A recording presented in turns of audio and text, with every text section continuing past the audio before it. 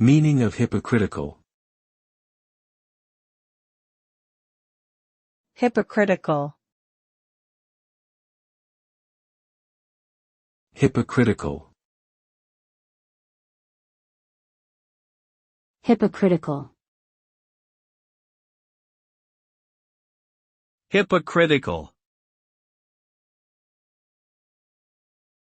The term hypocritical refers to a person who says one thing but does another, or who acts in a way that contradicts their stated beliefs or values.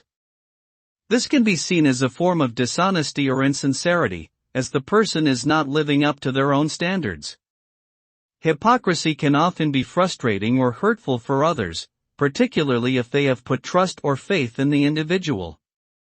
In general, being hypocritical is considered a negative trait and can damage relationships and reputations.